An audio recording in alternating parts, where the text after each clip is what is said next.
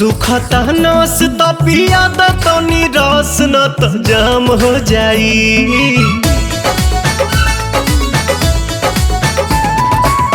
सुखता नस त पिया द तनी रस न त जाम हो जाई, न त जाम हो जाई। ए राजा चलो ना पिपरवा के तरवा ओही जे सारा काम हो जाई। ए राजा चलो ना पिपरवा के तरवा ओही जे सारा काम हो जाई। जानी बात टरकाव यही लागे ढरकाव रानिया जुरी में उठावा के पानी। बड़ा तेज बट धूप सबरा जाई रूप देखो काहे में फंसी जवानी। राजा चलो ना पिपरवा के तरवा ओही जे सारा काम हो जाई। ए राजा चलो ना पिपरवा के तरवा ओही जे सारा काम हो जाई।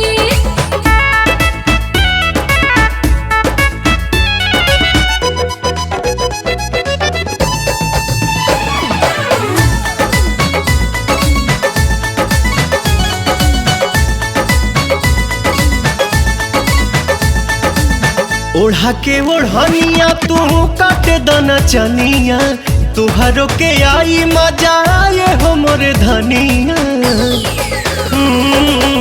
ओढ़ा के ओढ़निया तू काटे दना चनिया, तुहरो के आई मजा आए हो मोरे धनिया। नशा में नतीजा कुल बिगाड़ देबो हो, सारा इज्जत के बेइज्जत में लसार देबो हो। कहीं इतना डेरालू तू त झूठे अगर आलू रानी कहतानी बात हम सही। इह खेलबो जे खेलबानी हमनी अकेले देखे गहुआ के लोग का कही। राजा चलो ना पिपरवा के तरवा ओही जे